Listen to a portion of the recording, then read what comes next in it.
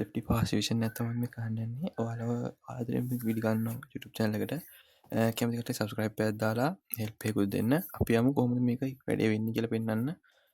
මුලින්ම මම කරන්න හැදුවේ මේ සෙෆ්ටි වල තියෙන ගණන් පාඩම් ටික රිවිෂන් එකක් කරන්න ඉක්මනට මතක් කරලා දෙන්න විතරයි මේක කරන්නේ. මේකේ මුලින් වර්ගඵලයේ පරිමාව පාඩම්, මිනුම් පාඩම්, පයිතගරස් පාඩම්, ත්‍රිකෝණමිතිය මෙන්න මේ පාඩම් ටික විතරක් අපි මුලින්ම පළවෙනි වීඩියෝ එකේ විදිහට ඉක්මනට ස්පීඩ් රිවිෂන් එකක් කරලා බලමු. ඔයගොල්ලන්ට මතක් කරගන්න දේවල් ටික මේක ඉක්මනට වැදගත් දේවල් ටික විතරක් වේගෙන් කතා කරගෙන යනවා. ඉතින්ම පාඩම හදාගත්තා. අපේ ගුරුවත් පුතේ තම සිලබස් එකේ තියෙන විදියට අරගෙන වැදගත් දේවල් ටික එකතු කරලා මෙන්න මේ ටික තමයි අපිට ඉගෙන ගන්න තියෙන දේවල් ටිකට තියෙන්නේ. මුලින් වර්ගඵලයේ පරිමාව, මිනුම, පයිතගරස්, ත්‍රිකෝණමිතිය මෙන්න මේ පාඩම් ටික තමයි අපි මේක ස්පීඩ් රිවිෂන් එකේ කතා කරගෙන යන්නේ. මම මුලින්ම ගත්ත වර්ගඵලයේ පරිමාව පාඩම මේක අපිට ඉගෙන ගන්න තියෙනවා සංයුක්ත හැඩතල වල වර්ගඵලය හොයන්න. ඒ වගේම පරිමාව හොයන ඝන වස්තු වල මේකේ සංයුක්ත හැඩතල ගත්තට පස්සේ සමචතුරාශ්‍රය, ත්‍රිකෝණාශ්‍රය, ත්‍රිකෝණය, සමාන්තරාශ්‍රය, ට්‍රපීසියම, වෘත්තය කියන ටික තියෙනවා. ඊට පස්සේ ඝන වස්තු ටික ගත්තට පස්සේ ඝනකය, ඝනකාභය, පිරමීඩය, ප්‍රිස්මය, සිලින්ඩරය, ගෝලයක හේතුව කියන මෙන්න මේ ටික අදාළව අපිට පරිමාව හොයන්න තියෙනවා. ඔයගොල්ලෝ මුලින් මෙන්න මේවයි අදාළ සූත්‍ර ටික පාඩම් කරගන්න. මෙතන තියෙනවා ඒවට හදාගත්ත සූත්‍ර ටික මම පිළිවෙලකට මේක PDF එකක් මම දාලා තියන්න ඔයගොල්ලන්ට ගන්න පුළුවන්. මෙතන ඔක්කොම තියෙනවා ත්‍රිකෝණමිතියත් එක්කම. මුලින් මෙතන තියෙන්නේ සමචතුරස්‍රය, සමචතුරස්‍රයේ අරගෙන මේ වර්ගඵලය හොයන්න සූත්‍ර ටික පරිමිතිය හොයන්නත් ඒක ඔයගොල්ලන්ට පුළුවන් නේ පරිමිතිය කියන වටේ දිග හින්දා 4යි ඊළඟට මෙතන තියෙනවා ත්‍රිකෝණාශ්‍රය ඒකේ සූත්‍ර ටික තියෙනවා මේ විදිහට සූත්‍ර ටික ඔක්කොම තියෙන ඝන වස්තු වල මේ ටික ඔයගොල්ලන්ට බලා ගත්තා නම් එහෙනම් මේ ටික විතරයි බලා ගන්න ඕනේ ඊළඟට ගණන් ටික හදන්න ලේසියි. ඒතකොට මෙතන තියෙනවා මේ තීටා අංශක සමානයි 5 රේඩියන්. ඒ කියන්නේ මේක රේඩියන් අංශක වලට හරවන සූත්‍ර ටික. මෙතන තියෙන ඝන සෙන්ටිමීටර් මිලිමීටර එකයි. ඒ කියන්නේ මෙතන පරිමාව ආශ්‍රිත සූත්‍ර ටික. මෙතන ගෝලය තියෙනවා. මෙතනක් තියෙනවා මේ ප්‍රිස්මයක් තියෙනවා. ඒ වගේම කේතුව තියෙනවා. මෙතන වෘත්තයක අරන් තියෙනවා. මෙතන වෘත්තයේ වර්ගඵලය. මෙතන C කියන්නේ අපේ චාප දිගුව. මෙතන කේන්ද්‍රික ඛණ්ඩයකට දාලා ගන්න තියෙන සූත්‍ර ටික. මෙතන තියෙන කෝණ මිනුම් මේ ටික දාලා ත්‍රිකෝණමිතිය පාර්ට් එකට. අපි ඒකත් මෙතනම කතා කරමු. ත්‍රිකෝණමිතිය අතර පස්සේ මුලින්ම මෙන්න මේ ටික තමයි ගුරුවත් පොතට දාලා මම ගත්තේ. වැදගත් කරුණු ටික කියලා හොයාගත්තේ. ඒක අපිට තියෙන ත්‍රිකෝණමිතික අනුපාත හොයන්න තියෙනවා. කෝණ හරවන්න තියෙනවා. ඒ කියන්නේ අංශක රේඩියන් වල රේඩියන් අංශක වලට හරවන්න තියෙනවා. ඊළඟට තියෙනවා අපිට ඉගෙන ගන්න sin cos tan එන්න මේ ටිකේ දෙවන වෘත්ත පාදය වෙන ඉගෙන ගන්න තියෙනවා. කේන්ද්‍රික ඛණ්ඩ වල වර්ගඵලය අනුපාත පාවිච්චි කරන ඒවා ටික හොයාගන්න තියෙනවා. මුලින්ම තියෙනවා අංශක රේඩියන් කරන රේඩියන් අංශක ගන්න. ඒකට අපිට පුළුවන් මෙන්න මේ විදිහට අංශක රේඩියන් කරන රේඩියන් අගය ගුණ ගන්න ඕන 180 න් බෙදන්න ඕන 5 වල අගෙන්. ඒ වගේම රේඩියන් අංශක බවට පත් කරන නම් අංශක වල අගය ගුණ ගන්න ඕන මේ 180ට යට මාරු කරලා. ඒක අපිට ගන්න පුළුවන් මෙන්න මෙහෙම. පැහැදිලි කරන්න ගත්තොත් ඔයගොල්ලන්ට පුළුවන් මෙන්න මේ විදිහට මේකේ අපි මුලින්ම ඉගෙන ගන්න ඕන අංශක 180ක් කියන්නේ 5 රේඩියන් කියලා.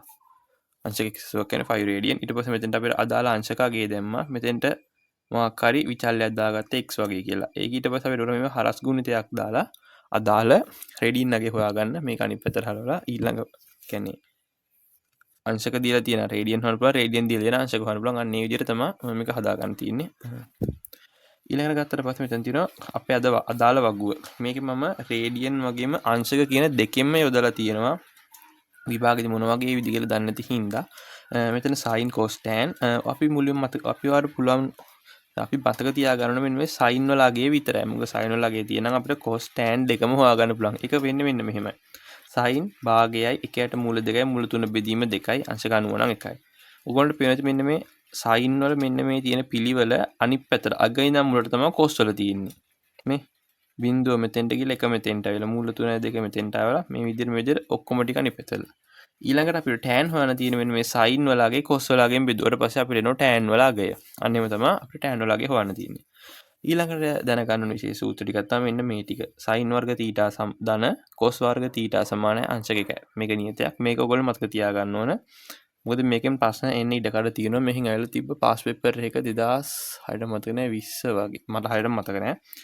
ඊළඟට අපිට දැනගන්න පුළුවන් මෙන්න මේ ටික. sin වර්ග θ සමානයි sin වර්ග θ කියන්නේ sin θ ගේ වර්ගය කියන්නේ. θ ගේ වර්ගය විතරක් නෙමෙයි මෙන්න මේ මුළු sin θ කියන එකේම වර්ගය තමයි sin වර්ග θ කියන්නේ. ඊළඟට මතක තියාගන්න මෙන්න මේක 1 ඍණ sin වර්ග θ. ඒ කියන්නේ අපිට මේක ලියන්න පුළුවන්. මෙතන θ වර්ගයක් ගන්නවන්න පුළුවන්. එතකොට 1 ඍණ sin θ 1 ධන sin θ. මේවා ගොඩක් දුරට එන එකක් නෑ මේ වගේ අමාරු ප්‍රශ්න නම් මෙන්න මේකත් මතක තියාගන්න. වැඩිපුරම මතක තියාගන්න ඕන මෙන්න මේ තුන තමයි. මේවා අදාළ ගණන් හදලා සුළු කරලා ගන්න පුළුවන්. ඔයගොල්ලන්ට මෙන්න මේ ටික දන්නවා නම්. ඒකින්ද sin වර්ග තීටා ධන cos වර්ග තීටා සමාන 1 කියන එකයි 1 ඍණ sin වර්ග තීටා සමානයි cos වර්ග තීටා 1 ඍණ cos වර්ග තීටා සමානයි sin වර්ග තීටා. මෙන්න මේ සූත්‍ර තුන අනිවාර්යෙන් මතක තියාගන්න. එන්න ඉඩ කඩක් තියෙනවා. ගොඩ කාලෙකින් ඇවිල්ලා නැහැ. මේ උගන්වන්නත් තියෙනවා. ඒ වගේම මෙන්න මෙතන මම ෆයිවලාගයක් දාලා තියෙනවා. මේ මොකද්ද? මේ ෆයිවලාගය කියන්නේ මෙන්න මේ අංශක 60ට අදාළව රේඩියන් නගය. රේඩියන් නගය දීලා සමහරවිට ප්‍රශ්න අහන්නත් පුළුවන් මේ පාර වගුවෙන්. ඒකින්ද මේකත් මතක තියාගන්න. මේක ඔයගොල්ලෝ හදා ගන්නත් පුළුවන් අංශක දන්නවනම්. මොකද මෙතන දැන් අපි රේඩියන් හොයන වැඩේ කරා. ඒ කියන්නේ රේඩියන් දන්නවනම් අංශක ගන්න පුළුවන්. අංශක දන්නවනම් රේඩියන් හොයන්න පුළුවන්. ඊළඟට ගත්තට පස්සේ ත්‍රිකෝණමිතිය භාවිතයෙන් අපිට ත්‍රිකෝණයක වර්ගඵලය හොයන සූත්‍රයක් තියෙනවා. ඒකට ගන්න පුළුවන් මෙන්න මේක. 2 1 AB sin θ. sin θ කියන්නේ කෝණයගේ. මෙතන θ කෝණය කියන්නේ අංශක කෝණයක් වෙන්න ඕන. රේඩියන් කෝණයක් තිබ්බොත් ටිකක් වෙනස්. මෙතන 2 1 AB කියන්නේ මෙන්න මේ අදාළ අපි මොකක් හරි ත්‍රිකෝණයක් ගත්තොත් ABC මෙන්න ඔයාලා තෝරන එතන මෙන්න එහෙම කෝණයක්.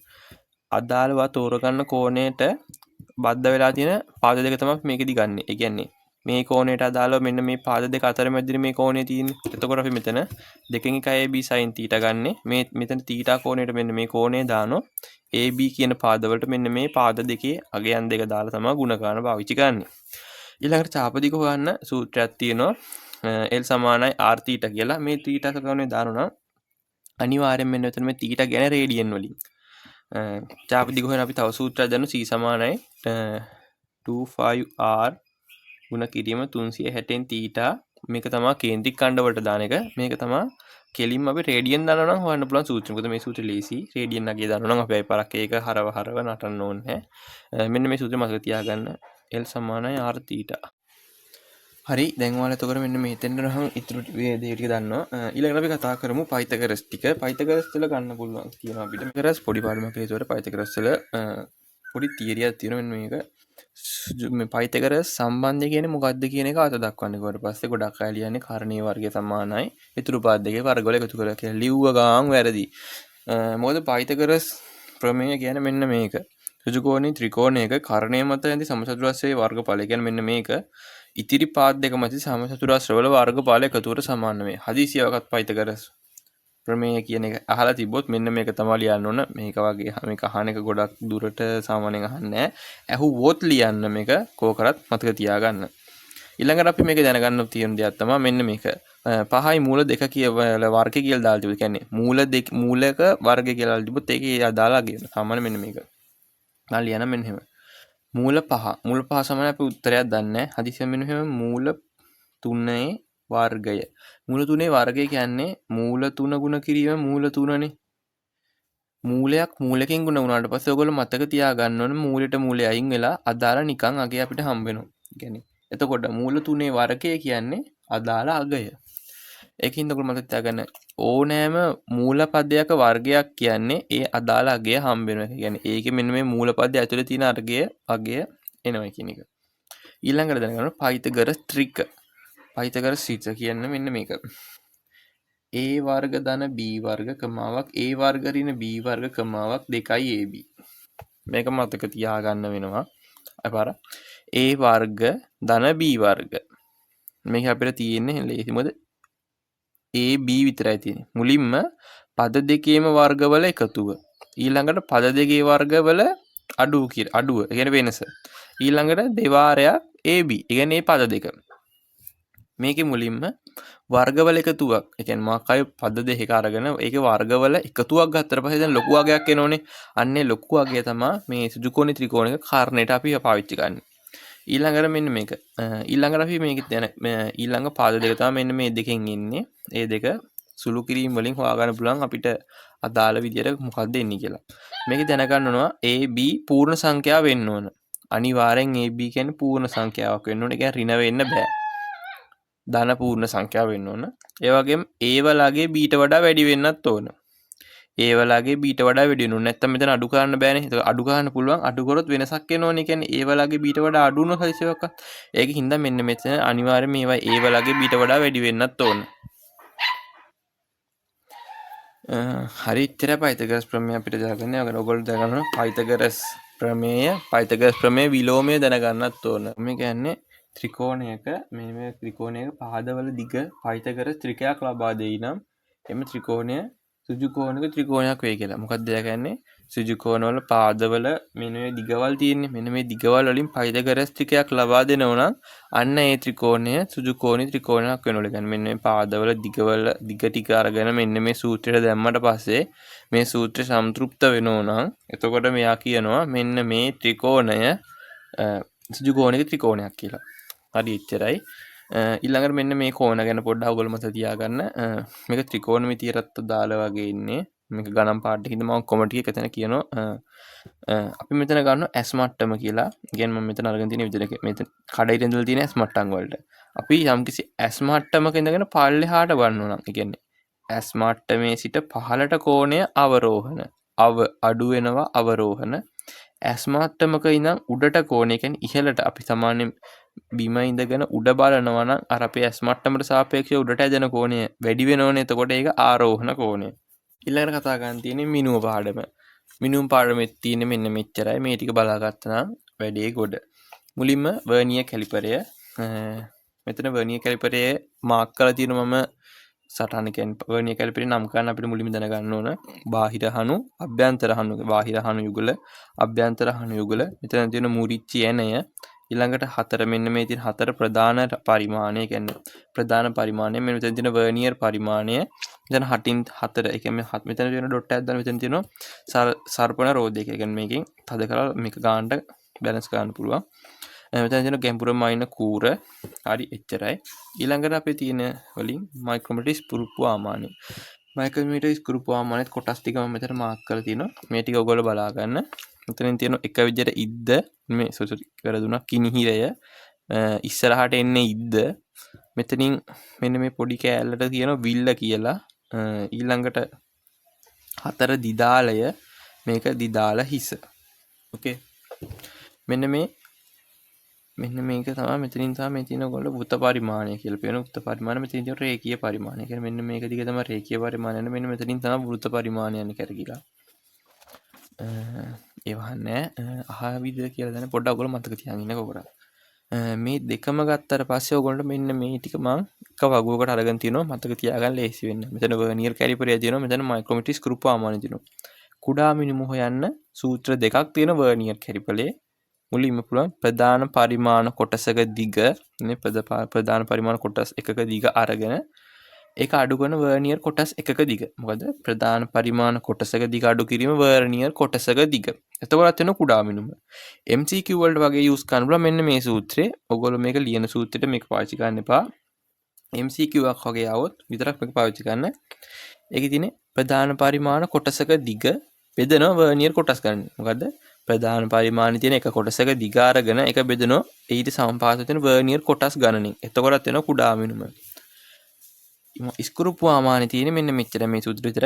අන්තරාලය බෙදීම වෘත්ත පරිමාණ කොටස් ගන්න. මොකද අන්තරාලය බෙදීම වෘත්ත පරිමාණ කොටස් ගන්න. එච්චරයි. ධන මූලාංග දෝෂය. ධන මූලාංග දෝෂය නම් ලේසි. ඍණ මූලාංග දෝෂයට සාපේක්ෂව ධන මූලාංග දෝෂය ගන්න තියෙන අපිට මෙච්චරයි. සමපාත වර්නියර් රගය කියන්නේ ධන මූලාංග දෝෂයක් තියෙද්දි වර්නියර් කැලිපරේ මොකක් කලයකට සම්පාත වෙලා තියෙනවනේ. අන්න ඒගේ ගුණ කරනවා ඒ අදාළ උපකරණේ කුඩා මිනුමෙන්. එතකොට එනවා ධන මූලාංග දෝෂය. මේකෙත් එහෙමම සමපාත වෘත්තාගේ ගුණ කිරීම කුඩා මිනුම. දැන් ඔයගොල්ලෝ මෙන්න මේ දෙකේම පොඩි සමානකමක් තියෙනවා. මෙන්න මේ ටික ඉඳන්. ඊළඟට තියෙන ඍණ මූලාංග දෝෂය ගත්තා. ඍණ මූලාංග දෝෂෙන් තියෙන්නේ වර්නියර් කොටස් ගණන. ඒ කියන්නේ වර්නියර් කැලිපරේ තියෙන වර්නියර් කොටස් ගණනින් අඩු කරනවා සමපාත වෙලා තියෙන වර්නියර් කොටස්. ඒ කියන්නේ ඒ වෙලේ මූලාංග දෝෂ තියෙන වෙලේ එයා සමපාත වෙලා තියෙන්නේ මොන වර්නියර් කොටසත් එක්කද? අන්න ඒක මෙතෙන්ට දානවා. ඒකෙන් මේක අඩු කරලා අපි ගුණ කරන කුඩා මිනුමින්.